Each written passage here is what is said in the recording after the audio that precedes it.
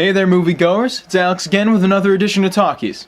This week I'd like to talk to you guys about Red Riding Hood. Red Riding Hood is the new PG-13 fantasy movie, directed by Catherine Hardwicke and starring Amanda Seyfried, Shiloh Fernandez, and Gary Oldman. The film is a reimagining of the classic folktale made famous by the Grimm brothers. Emphasis on reimagining. It's kind of a totally different story. It's about a village who's under constant fear of being attacked by a werewolf. They try to locate the wolf, who seems to be quite partial to a young girl named Valerie. Valerie, who's in a bit of a pickle herself, being torn between marrying the man her parents wish for her to marry, and the man to whom her heart belongs.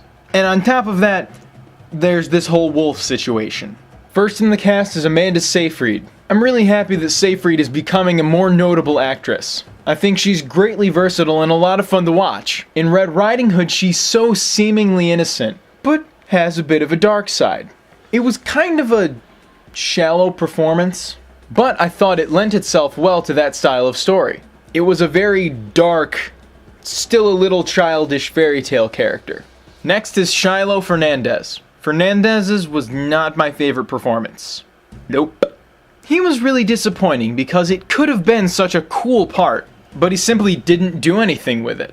It was far too static and he just had the same sort of angry look on his face the whole time. I was really hoping for something more out of that character, but I think really it was just a wrong casting choice. Lastly is Gary Oldman. Oldman is one of, if not my absolute favorite actor. He has this insane ability to become anyone and anything. He can be scary, he can be pathetic, he can be lovable, he's just got one of the best ranges around. I have to say this was not one of his better performances, but I think that's because it didn't have the "what's he gonna do this time" feel to it.